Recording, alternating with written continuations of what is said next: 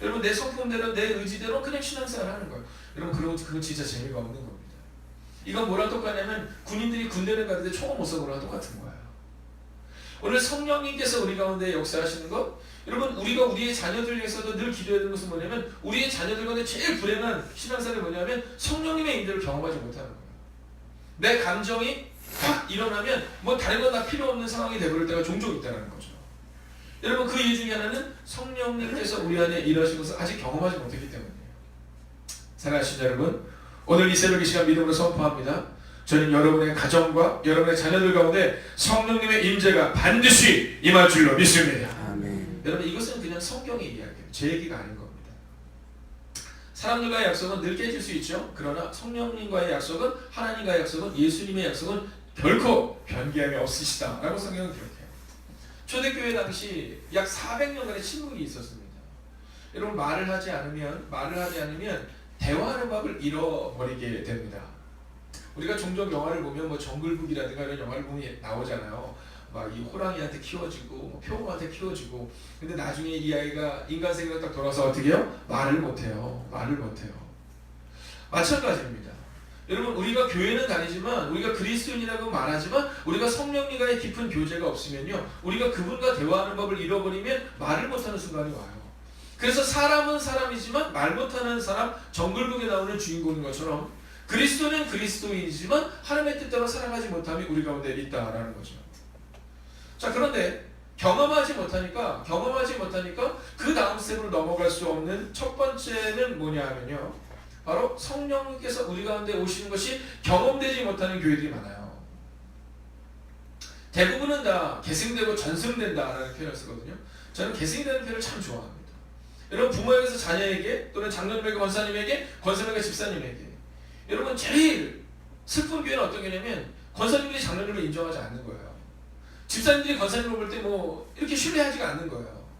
여러분 청년들이 집사님을 바라보면서 막 우리 리스펙트라고 말하잖아요. 보고 또 보고 막 존경하고 막 이래야지만 청년들이 빨리 집사가 되고 싶고, 빨리 집사님들은 권사도 되고 싶고 장로도 되고 싶은 거거든요. 내가 장로가 돼서 높은 위치에 서야지가 아니라, 야 내가 저렇게 섬겨줘야지, 내가 저렇게 권사님처럼 섬겨야지, 내가 집사님처럼 섬겨야지, 이 일들이 일어나야 되거든요.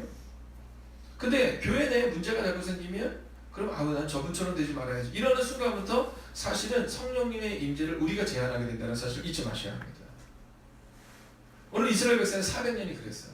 400년 동안 제사장을 비롯해서, 여러분 그 당시에는 아직 서기관이라는 것이 있지는 않았어요. 그런 성경을 잘 아는 많은 사람들이 전혀 하나님의 사람처럼 살지 못하는 거예요. 그래서 그 당시 사람들은 난 저렇게 되지 말아야지 라는 사람이 바로 그 사람이었어요. 자, 그러다 보니까 성령님의 임재를 경험할 수가 없었던 거죠. 근데 그때 세례요한이 와서 선포해요. 뭐라고 말하냐면, 따라가 하나님의 나라가 가까이 왔다. 할렐루야. 여러분 천국이 가까이 왔다 이렇게 봤는데, 천국은 하나님의 나라죠. 세례요한이 분명히 뭐라고 말하면, 얘들아 기억해라, 이제 하나님의 나라가 가까이 왔다 이렇게 말해요. 하나님의 나라가 가까이 왔다. 그리고 약속한 대로 예수님이 오셔서 이스라엘 백성들 향한 구원을 위해 십자가에서 죽으시고 부활하세요. 그리고 예수님이 올라가시면서 마지막 약속하시죠. 성령이 너희들 각자에게, 누구에게? 우리들 각자에게, 각 사람에게 임할 것이다 라고 말해요. 자, 그런데 오늘 이 성령의 임재가 있는 사건, 여러분 생각해 보세요. 우리 교회가 기도를 할 때 어떻게 기도하겠어요? 네, 우리가 기도를 할 때 어떻게 기도하면 바깥에 있는 사람도 오겠어요? 우리가 종종 여기서 금요 예배를 드리면 막 술 먹고 오시잖아요. 옆집에서 시끄럽다고. 여러분 우리가 막 기도할 때 막 옆집에 시끄럽다고 막 몇 번 오셨었거든요.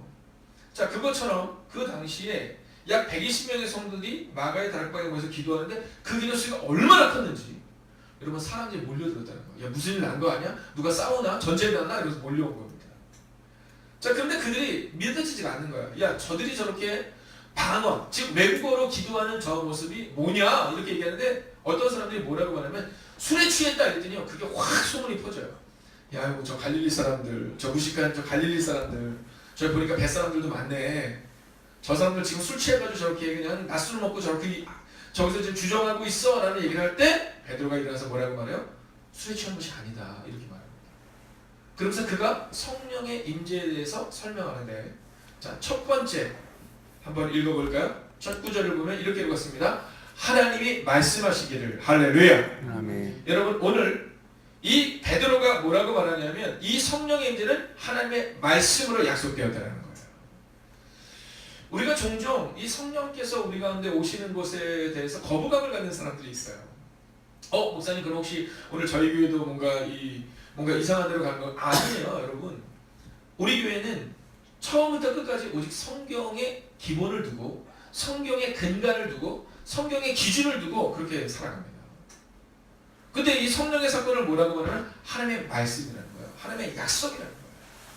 여러분 우리가 내 감정적으로 오늘 성령이 오실 것 같아가 아니라 이것은 성령이 말씀하셨다라고 오늘 성경은 기록되고 있다라는 거죠. 오늘 여러분의 자녀들을 향해서 성령이 오시기를 기도해야 되는 이유가 여기 있는 거예요. 하나님 우리의 자녀들 가운데 성령께서 임재케 하여 주시옵소서. 여러분 그 기도가 늘 끊이지 않아야 돼요. 얼마 전에 어떤 분이 그러시더라고요. 목사님 말씀하셔서 제가 요즘에 아이들에게 손을 얹고 기도해요. 이렇게 얘기하는데 그 자녀가 저한테 그렇게 얘기하더라고요. 목사님 그냥 잘 모르겠어요. 잘 모르는데 그냥 그 따뜻한 손을 이렇게 딱 만져주면 머리를 만지거나 어깨를 이렇게 툭 대지면 그 뭔가 따뜻하대요. 여러분 지금은 우리 아이들이 어머니의 손길, 아버지의 손길을 따뜻하게 느낄 뿐이지만 저는 분명히 확신합니다. 하나님의 말씀대로 성령께서 우리 자녀들과 우리의 교회 가운데 반드시 임할 것입니다. 아멘. 두 번째는 뭐냐면요. 하나님 말씀하시기를 말세 내가 내 영을 주겠다라는 거예요. 내가 내 영을. 두 번째는 뭐냐면 성령을 주시겠다는 약속입니다. 자, 개역개정에는 내 영이라고 표현하고 있고요. 현대인의 다른 번역본을 보면 이것을 성령이라고 번역하고 있습니다. 여러분 성령께서 임하는 사건을 약속해주고 계시는데 그것을 뭐라고 약속하시냐면 내 영, 즉 성령을 반드시 주겠다라고 말씀하고 있는 거예요. 근데 아주 재밌는 표현은 뭐냐면 내가 내 영을 주겠다라는 표현이거든요. 주겠다. 여러분 주권이 누구에게 있는 거예요? 하나님께 있다라는 겁니다. 여러분 이걸 잊지 마셔야 돼요. 이걸 잊지 마셔야 돼요. 그것이 옳다 그르다는 잘 모르겠어요.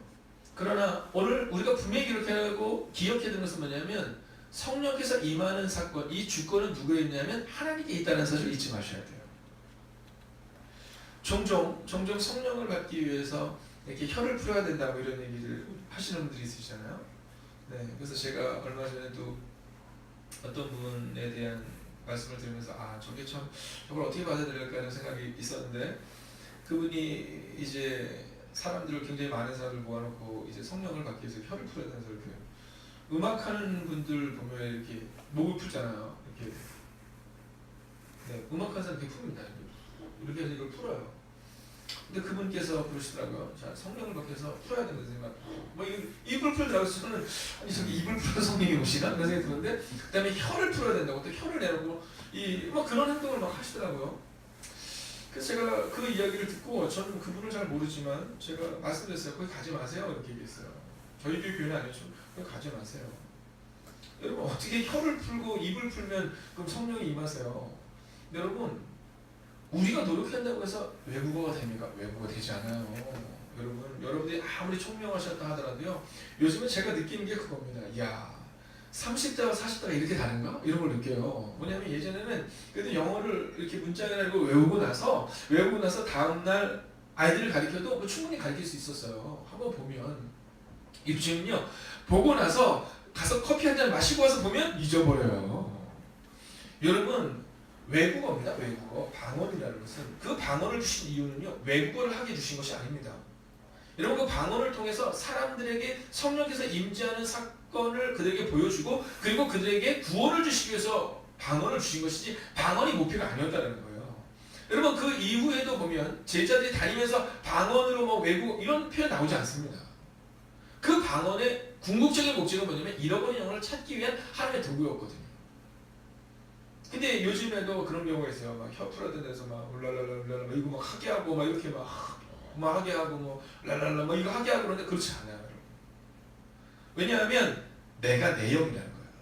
즉 성령을 주시는 사건은 하나님의 주권 안에 있다라는 거예요.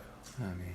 여러분 이것을 잊지 마세요. 하물며 성령의 사건도 하나님의 주권 안에 있다면 우리의 모든 삶의 주권이 누구에게 있어야 되느냐? 하나님께 있어야 된다는 거예요. 여러분 마음의 풍랑이 올 때 그때 그 마음이 잠잠해질 수 있는 것은 오직 성령께서 내 마음을 만지는 방법밖에 없어요. 여러분 뭔가 해결된 것 같은 다시 울컥울컥 올라오는 경우 없으세요? 내 뭔가 속상한 게 있는데 해결된 것 같은 자꾸 울컥울컥 올라오는 경우가 있어요. 그건 아직 해결된 게 아니에요. 그건 내가 해결했다고 생각하는 겁니다. 성령께서 오셔서 우리를 만지셔야 돼요. 여러분 주권을 하나님께 내어 놓으셔야 돼요.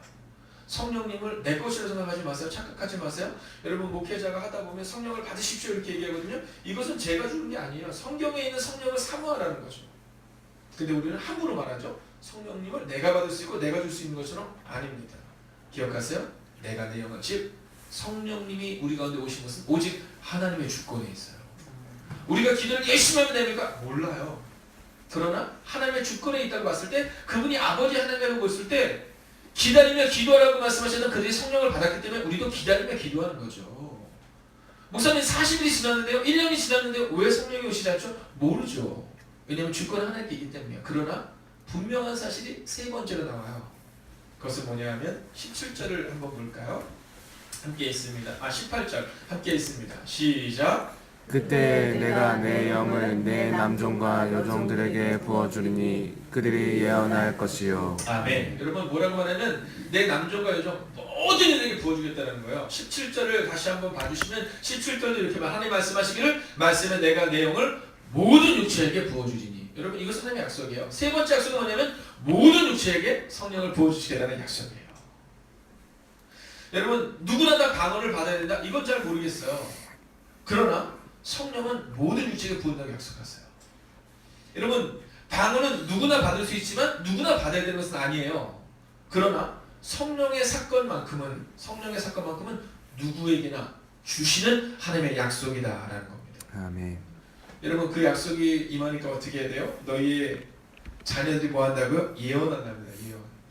여러분 종종 우리 자녀들 한번 생각해 보세요. 지금 막 교회 잘 나오지 않고 막 방황하고 있고 그러면 우리 마음이 막 무거울 때가 있잖아요. 아니에요. 여러분 하나님께서 약속하시기로 성령이 임하면 너희의 자녀들이 예언할 것이다 이렇게 말해요. 여러분 젊은이들은 뭐 한다고요? 환상을 보는 거예요. 환상. 여러분 상상해보세요. 우리 청년들이 막 환상을 보는 그때를 한번 상상해 보세요. 노인들은요 꿈을 꾸게 된다는 거죠. 어저께 성전 이전을 하는데 주일날도 그렇고 어제도 그렇고 많은 분들이 오셔서 이제 식당을 다 정리를 하시는 거예요. 주일날 이 모든 공간을 다 정리를 하시는 거예요. 여러분 그 간절한 그 모습들을 볼 때 우리는 꿈을 꾸는 거잖아요.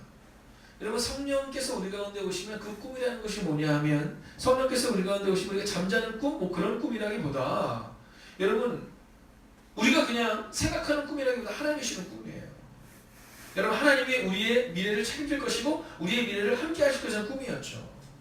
여러분 12명의 정탐꾼들 중에 2명 여호수아와 갈렙에게는 성령이 임했어요. 그래서 그들 가운데 성령께서 말씀하시는 걸 말씀했는데 그러면 10명의 사람에게 성령이 임하지 않았냐? 잘 모르겠어요. 그러나 분명한 사실은 그들이 말하는 그 순간 성령께서 전혀 역사하지 않았다는 사실이에요.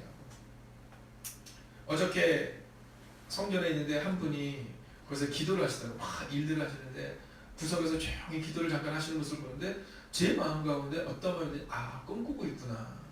꿈꾸고 있구나. 저게 꿈꾸는 사람의 모습이구나. 여러분 그분이 뭐 하나님께 헌신을 얼마나 많이 하고 또 하나님을 위해서 무언가를 하고 이것이 아니라 그냥 그 구석에서 일하는데 방해될까 구석에서 눈을 감고 기도하는 그 모습을 보는데 지금 꿈꾸고 계시구나. 지금 성령님과 함께 대화하고 계시구나. 여러분 이게 느껴지는 거예요. 성경에 보면 여러 가지의 지명이 나오는데 그 지명 중에 하나가 마하네단이라는 지명이다. 마하네단. 자, 마하네단 기억나는 분 있으세요? 잘 기억이 안 나요. 제가 종종 얘기해도 잘 기억이 안 나요. 마하네단 어디더라? 이게 어디냐면 소라와 에스더울 사이라고 표현하고 있어요. 제가 작년에 이스라엘에 선지순례를 갔을 때 그 가이드님께 여쭤봤어요. 가이드님 제가 그 마하네단 지역을 가고 싶어요. 그랬더니 가이드님이 깜짝 놀라시는 거라지만 아니 목사님 마하네단 일 가보고 싶다는 얘기는 제가 가이드 생활에서 처음입니다 이렇게 얘기하시더라고요. 그래서 제가 그랬어요. 그러게요. 저희 교회도 늘 그냥 처음인 분들이 많아요. 이렇게 얘기하면서 그때 그분이 쭉 가다가 목사님 이쪽이 예전에 소라와 에스더울 사이이기 때문에 이 부분이 아마 마하네단일 겁니다. 그래서 저를 이제 거기 데려간 거예요. 그래서 이제 거기 가는 분들 중에 5개 교회가 같이 갔기 때문에 다행히 인원이 많으니까 이제 그곳에 계신 많은 성도님들도 많이 계셨거든요. 근데 그분들이 양해해 주셔서 가는 길이었기 때문에 잠깐 거기 멈춰서 한 10분 정도 시간을 갔는데요. 제가 거기 딱 있는데 너무 큰 은혜가 있는 거예요. 첫 번째는 아무것도 없어서 내가 있더라고요. 어쩜 이렇게 아무것도 없을까? 그냥 돌짜기밖에 없더라고요. 두 번째는 지금도 그 성령님이 동일하게 역사하시겠구나라는 그 마하네다. 이 마하네다는 어떠냐면 소라와 에스타올 사이의 마하네다라고 말하는 이 지역은 삼손이 처음 성령을 받은 사건에 있는 장소가 바로 그 마하네다예요. 여러분 우리가 잘 기억하지 못하는 이유는 뭐냐면 설교 때 잘 나오지 않거든요. 성경에 보면 마노아라는 사람이 나옵니다. 근데 이 사람의 아내가 아이를 낳지 못해요. 근데 그 아내에게 어느 날 사자가 다 임합니다. 그래서 네가 아들을 낳게 될 것이다 이렇게 약속을 줘요. 마노아에게도 마찬가지로 약속을 줍니다. 네가 아들을 낳게 될 건데 그 아들이 이스라엘을 구원하게 될 것이다 이렇게 약속을 줘요. 그리고 그 아들이 태어나요. 태어나고 났는데 그 아들 삼손, 그 삼손이 이제 역사를 시작하기 전, 여러분 바로 그 약속이 시작되는 사사기 13장 25절을 보면요, 소라와 에스더엘 사이 마하네단에서 여호와 영이 그에게 임하셨더라. 똑같은 말씀이에요. 내가 내 영과. 성령의 사건은 신약 시대만 있었던 것이 아닙니다. 구약 시대도 이미 있었어요. 요한복음을 보면 태초부터 성령의 사건이 있었습니다. 근데 400년 동안 성령의 사건이 없었던 이유는 그들 가운데 성령을 받아들이려 하지도 않았고, 그리고 그들의 삶 가운데 성령이 임하실 공간이 없었다는 거죠. 소라와 에스더엘 사이 마하네단에서 여호와 영이 그를 움직이기 시작할 때, 여러분 삼손이라는 그 사사를 통해 이스라엘 구원이 임해요. 저는 우리의 마음 가운데 교회를 그냥 다니지 않기를 원해요. 그렇다고 해서 뭐 신비주의적으로 빠질 필요도 없어요. 뭐 신비가 아니라 그냥 성경적인 얘기예요. 목사님만 따라다니면 되는, 아니 제가 한다고 하는 것이 아니라 누구에게나 일어나는 일이에요. 저와는 전혀 상관이 없어요. 저희는 선포할 뿐이고, 우리가 믿음으로 그분 앞에 설 때 여호와의 영이 임하고, 그리고 우리의 자녀들 가운데 우리가 기도하고 믿음으로 기도할 때 삼손에게 여호와의 영이 임했던 것처럼, 요셉에게 임했던 것처럼, 다윗에게 임했던 것처럼, 여호수에게 임했던 것처럼, 여러분 그리고 신약시대 수많은 사람들에게 임하고, 그리고 오늘 우리에게 임할 것을 믿는 우리에게 하나님께서 반드시 약속하셨다라는 거죠. 성령의 사건은 약속된 사건입니다. 성령의 사건은 결코 목사가 여러분에게 얘기하는 사건이 아니에요. 오늘 우리가 수없이 읽었던 사도행전 2장 17절과 18절의 사건을 통하여 우리가 확신을 갖고 돌아가야 되는 그 한 가지 사실, 하나님의 말씀, 하나님의 약속, 그리고 주권, 그리고 우리 자녀에게, 우리 모두에게 임하게 할 것이라는 그 믿음으로 오늘을 살아가시기를 주의 이름으로 축원하겠습니다. 아멘.